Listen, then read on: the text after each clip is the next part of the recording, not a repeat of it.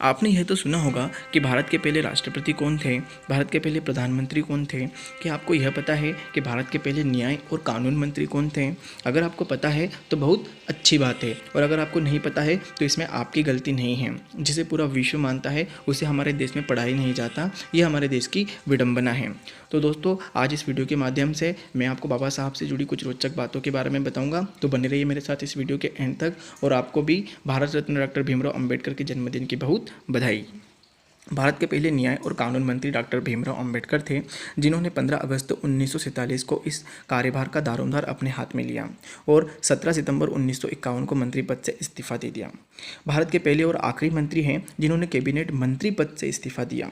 बाबा साहब की महानता का अंदाजा आप इस बात से लगा सकते हैं कि बाबा साहब ने इस्तीफा महिलाओं के हक में हिंदू कोड बिल संसद में पास नहीं होने के कारण दिया था। अब आप यह कहेंगे कि महिलाओं के हक में हिंदू कोड बिल में ऐसा क्या था? तो दोस्तों, लड़कियों और विधवाओं को पिता की संपत्ति में पुत्र के बराबर हिस्सेदारी दिलाना, पुरुष द्वारा दूसरी पत्नी रखने या पत्नी के प्रति क्रूर व्यवहार रखने के विरोध में पत्नी के अलग होने तथा गुजारा भत्ता मिलने का अधिकार दिलाना, विवाह में किसी भी प्रकार के जातीय भेदभाव को न मानने का अधिकार, सिर्फ एक जीवन साथी रखने की छूट, किसी अन्य जाति के बच्चों को गोद लेने का अधिकार। और भी ऐसे संशोधन हैं जिनकी लिस्ट बहुत लंबी है, जिसका समाज सुधार की दिशा में एक बड़ा कदम है। तो अभी इसको यहीं स्किप करते हैं और बढ़ते हैं आगे।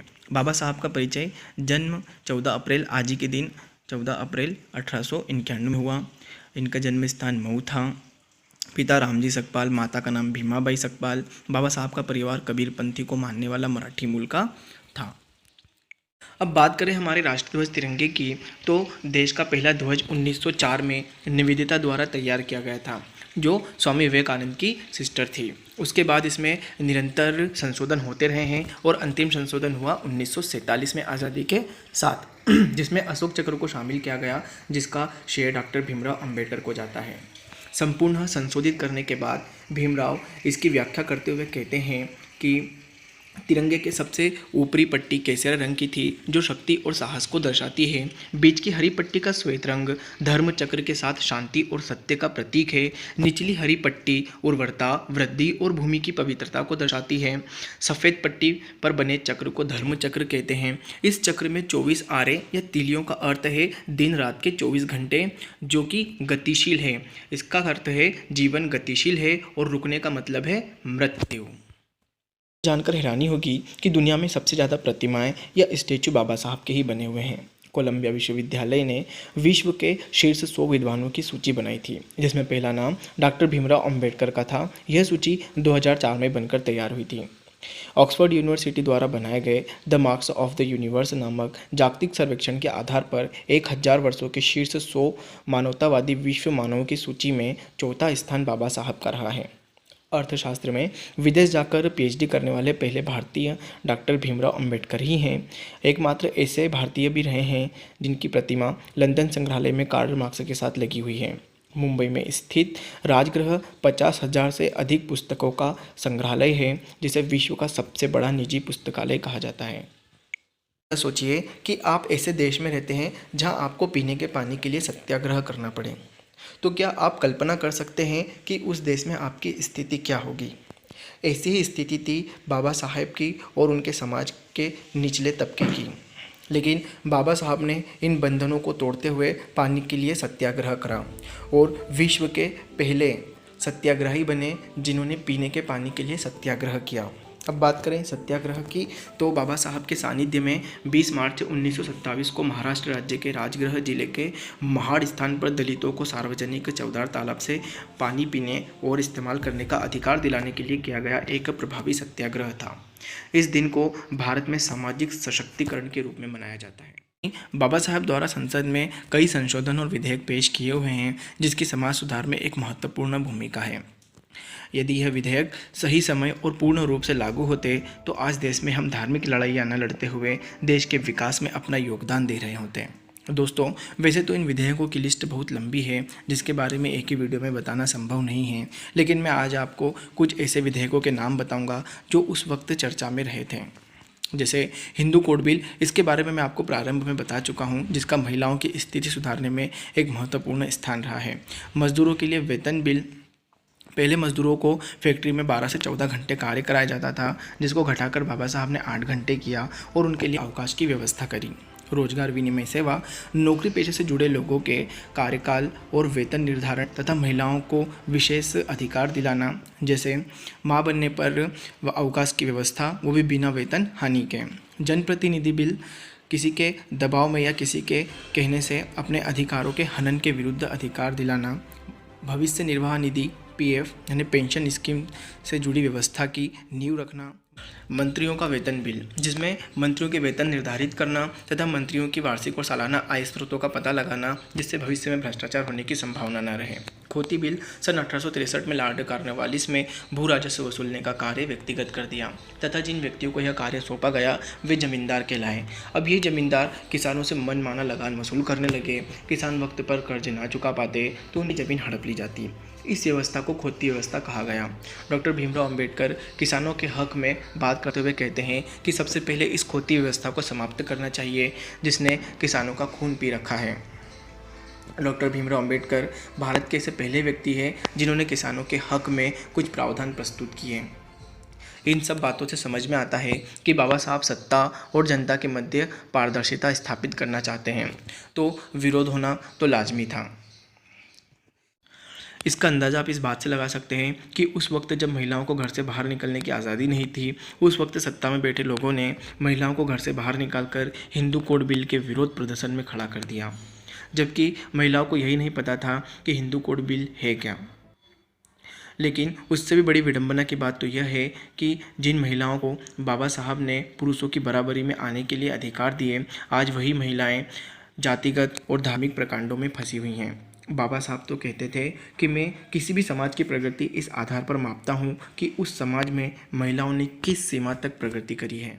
मनुस्मृति ब्राह्मण मनु द्वारा रचित हिंदू धर्म के संविधान के रूप में मानी जाती है, जो सिर्फ और सिर्फ ब्राह्मण पुरुष प्रधान थी। 25 दिसंबर 1927 को डॉक्टर भीमराव अंबेडकर द्वारा मनुस्मृति का दहन किया गया था। बाबा साहब इतने पुस्तक प्रेमी होने के बावजूद भी उन्हें किसी पुस्तक के पन्ने जलाने पड़े। कारण क्या आपने कभी यह सोचा कि देश में जब संविधान लागू नहीं हुआ था, उससे पहले पूरे देश में सामाजिक व्यवस्थाएं कैसी रही होंगी? उस वक्त यानी 1900 से पहले और 1900 के बाद तक सामाजिक व्यवस्थाएं कैसी थी? उस वक्त पूरे देश व्यापक देश में मनु द्वारा रचित मनुस्मृति नामक संविधान चलाया जाता था, जिसके अनुसार शूद्र ही केवल शूद्र नहीं थे, ब्राह्मण से लेकर शूद्र तक सभी स्त्रियां, सभी महिलाएं भी शूद्र मानी जाती थीं। यह संविधान सिर्फ पुरुष और वो भी ब्राह्मण पुरुष प्रधान था। चलिए मनुस्मृति में लिखे दंड व्यवस्था के बारे में मैं आपको बताता हूँ, जिससे आपको स्पष्ट होगा कि यह संविधान ब्राह्मण पुरुष प्रधान क्यों है। मनुस्मृति के अनुसार सबसे पहले आते हैं ब्राह्मण, उसके बाद आते हैं क्षत्रिय, उसके बाद आते हैं वैश्य, उसके बाद आते हैं लास्ट में शूद्र। तब यदि कोई क्षत्रिय किसी ब्राह्मण को गाली दे दे या अपमानित कर दे तो उस क्षत्रिय को 100 पण देने होते थे। पण यानी कि उस वक्त चांदी के या तांबे के सिक्के जो चलन में हुआ करते थे, तो 100 पण देने होते थे। यदि कोई वैश्य किसी ब्राह्मण को गाली दे दे या अपमानित कर दे तो उसे 200 पण देने होते थे। किंतु यदि कोई शूद्र किसी ब्राह्मण को गाली दे दे या अपमानित कर दे तो उसे मृत्युदंड दिया जाता था। स्थिति इसके उलट दीजिए। अब यदि कोई ब्राह्मण किसी क्षत्रिय को गाली दे दे तो ब्राह्मण को सिर्फ 50 पण देने होते थे। यदि किसी वैश्य को गाली दे दे तो उसे मात्र 25 पण देने होते थे, और यदि किसी शूद्र को गाली दे दे तो मात्र 12 पण देने होते थे। यही नहीं, यदि कोई ब्राह्मण किसी क्षत्रिय की जान ले ले तो उसे 1000 गाय और एक बैल किसी दूसरे पंडित या पुरोहित को देने होते थे, या फिर शहर से दूर किसी वृक्ष के नीचे बिना बाल कटाए 3 महीने तक उसकी मौत का प्रायश्चित करना होता था। यदि किसी वैश्य को जान से मार दे कोई ब्राह्मण तो उसे 100 गाय और 1 बैल देना होता था। किंतु यदि किसी वह शूद्र को मार दे तो उसे 1 बैल और 1 गाय देना होता था, या फिर 6 महीने की सज़ा होती थी। सज़ा यानी प्रायश्चित होता था। दोस्तों, क्या मृत्यु या हत्या जैसे गंभीर मामले में सिर्फ 6 महीने का प्रायश्चित, वो भी बिना बाल कटाए, क्या यह संविधान सही संविधान था? वैसे यही स्थिति महिलाओं की बहुत खराब थी उस वक्त। कैसे? महिलाएं सिर्फ पुरुषों की दासी हुआ करती थी, शिक्षा का अधिकार नहीं था, किसी रोजगार में हाथ नहीं बटा सकती थी, मात्र मनोरंजन और भोग विलासिता की वस्तु भर थी। वैसे तो इस पुस्तक में सृष्टि की उत्पत्ति की जानकारी भी दी गई है, लेकिन असलियत यह सब अज्ञानी मन से तुतलाने से अधिक कुछ भी नहीं है। मनुस्मृति में बढ़ चढ़कर ज्ञान की ढींगे बगारी गई है, जबकि असली उद्देश्य जातिवाद का निर्माण और स्त्री को निंदनीय तथा निम्न बताना भर है। इसमें निहित आदेश निर्लज्जता से ब्राह्मणों के हक में थे। बाबा साहेब और धर्म। दोस्तों, धर्म की बात करूँ उससे पहले मैं आपसे जानना चाहता हूँ कि आप किसी से संस्थान या कार्यालय में कार्य करना पसंद करेंगे जिसके कार्य करने का तरीका बहुत ही पुराना है, जो काफ़ी समय से संशोधित नहीं हुआ है, या जहाँ पर कार्य करने के पर्याप्त संसाधन नहीं है, मिनटों के काम घंटों में हो रहे हैं? क्या आप इसी जगह कार्य करना पसंद करेंगे? चलिए दूसरे तरीके से समझाता हूँ। आज आपके हाथ में एंड्रॉयड मोबाइल है, आपके मोबाइल में मैसेज आता है लेटेस्ट एंड्रॉयड वर्जन अपडेट। आप तुरंत क्लिक करके अपडेट करते हैं नया वर्जन और मोबाइल को स्मूथली चलाते हैं। बता दूँ, एंड्रॉयड वर्जन की सीरीज होती है अल्फ़ाबेटिकली, जिसमें सी से शुरू होता है, कपकेक से शुरू होता हुआ, जेली बीन से, लॉलीपॉप से, किटकैट से होता हुआ आज आप पी चला रहे हो, पी यानी पाई 9.0 वर्जन चला रहे हो। यदि मैं आपको कहूँ कि आप अपने मोबाइल में वही पुराना लॉलीपॉप, जेलीबीन या किटकैट चलाओ, जिससे आज के एप्लीकेशन आपके मोबाइल में खुलेंगे नहीं और आपका मोबाइल हैंग होने लगेगा, तो क्या आप ऐसे पुराने वर्जन को चलाना पसंद करेंगे? स्वाभाविक ही आपका उत्तर होगा नहीं। तो मेरा प्रश्न ये है आपसे, क्या आप ऐसे धर्म में रहना पसंद करेंगे जो सदियों से ज्यों के त्यों बने हुए हैं, जिनमें अभी तक कोई संशोधन नहीं हुए हैं, जिनमें अभी तक कोई परिवर्तन नहीं हुए हैं, वही पुराने रीति रिवाज, वही परंपराएं, वही कर्मकांड, वही इबादत, वही पूजा? क्या आपका धर्म आपको इस बात की इजाज़त देता है कि आपके धर्म में कुछ सुधार की गुंजाइश हो और आप उसे सुधारने में सक्षम हों, या फिर आपके धर्म में आपकी ऐसी स्थिति है कि आप उस धर्म में कुछ सुधार की बात करें और आपकी बात पे अमल करने के लिए उस पर कुछ विचार या विमर्श किया जाए? दोस्तों, ऐसा आप तभी सोच सकते हो जब आप यह सोचेंगे कि धर्म इंसानों के लिए बने हैं और इंसानों ने ही धर्म को बनाया है, अर्थात इंसान ही धर्म से श्रेष्ठ हैं। लेकिन दुर्भाग्य की बात यह है कि हम सोचते हैं कि इंसान धर्म के लिए बने हैं या धर्म इंसानों से भी ज़्यादा कीमती है। इसी संदर्भ में डॉक्टर बाबा साहब भीमराव अंबेडकर ने 21 वर्षों तक सभी धर्मों का तुलनात्मक अध्ययन किया है। वह 9 भाषाओं में पारंगत थे: मराठी, हिंदी, संस्कृत, गुजराती, अंग्रेजी, पारसी, जर्मनी, फ्रेंच और पाली सम्मिलित हैं।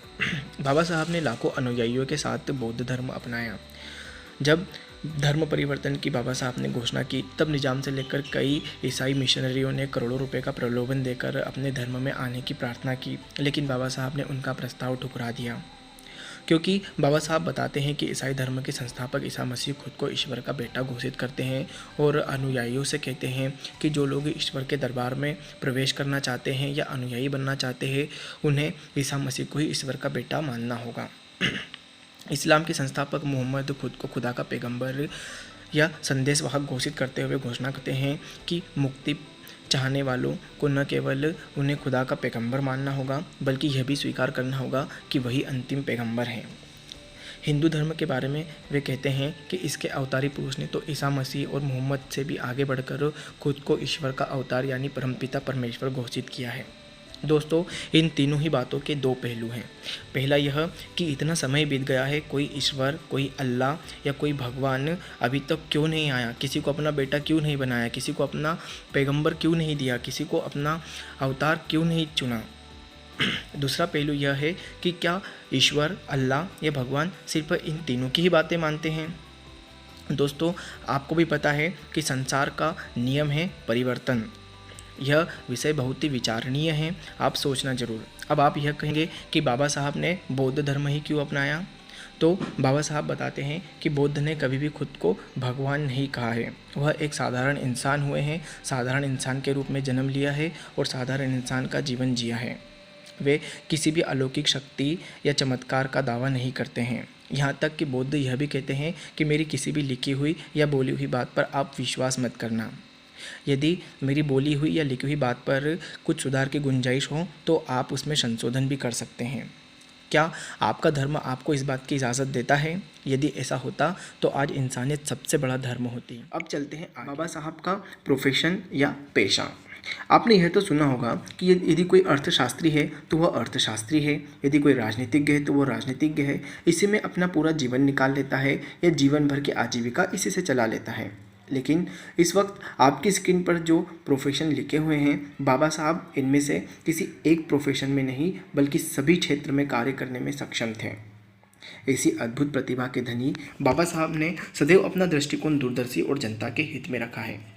भले ही बाबा साहब सामाजिक और धार्मिक अंतर न मिटा सके, कम से कम नीचे के तबके के जो गरीब, बेबस, लाचार, जिन्हें अक्षर ज्ञान भी नहीं था, उन्हें शिक्षित, आर्थिक और बौद्धिक रूप से ऊपर लाने के लिए जो विशेष प्रयास करा, उसका गलत मतलब निकालकर बाबा साहब को कोसना क्या आप सही करते हैं? यदि आपके ही घर में कोई कम बुद्धि का बालक हो या पढ़ाई में कमज़ोर हो आपकी अपेक्षा, तो आप क्या करेंगे? यही ना कि बच्चे को किसी ऊंचे या प्रतिष्ठित विद्यालय में ही भेजेंगे, मतलब उसको विशेष ट्रीटमेंट ही देंगे ना। इसमें आप कहाँ गलत हुए हैं? इसी तरह बाबा साहब भी गलत नहीं हैं। यदि आप स्वयं बाबा साहब द्वारा लिखी इस व्यवस्था को पढ़ेंगे तो आगे कभी उनके विरोध में खड़े नहीं होंगे। बाबा साहब यह भी कहते हैं कि शिक्षित बनो, संगठित रहो, संघर्ष करो, आधी रोटी कम खाओ, लेकिन अपने बच्चों को ज़रूर पढ़ाओ। हमें अपने अधिकारों का ज्ञान तभी होगा जब हम शिक्षित होंगे, और कोई भी व्यक्ति शिक्षित होकर ही सम्मानपूर्वक जीवन जी सकता है। अर्थात शिक्षा ही सम्मान का दूसरा नाम है। किसी भी देश या समाज का विकास तभी हो सकता है जब वह संगठित हो। यदि इंसान अगर धर्म, जाति और समाज में बटा रहेगा तो वह दिन दूर नहीं जिसमें देश के ही लोग आपस में ही लड़कर देश की मानव जाति को खत्म कर लेंगे। अर्थात संगठन भी तभी संभव हो सकता है जब व्यापक धर्म में पहली आवश्यकता इंसानियत की हो। देश के अधिकांश लोग अंधविश्वास और आडंबरों में फंसे हुए हैं, जिन्हें निकालना मुश्किल या शायद नामुमकिन है। ऐसे लोग संघर्ष ना करते हुए किसी चमत्कार या अंध भक्ति में विश्वास करते हैं। दोस्तों, संघर्ष करने वाला व्यक्ति कभी भी किसी चमत्कार या अंधविश्वास के भरोसे नहीं बैठता। तो यदि आपके कोई सुझाव हो या आप आगे और ऐसे वीडियो चाहते हैं तो हमें कमेंट बॉक्स में ज़रूर लिखकर बताएं। यदि आपको यह वीडियो अच्छा लगा है तो इसे लाइक करें, शेयर करें, सब्सक्राइब करें, और वीडियो को पूरा देखने के लिए आपका बहुत बहुत धन्यवाद।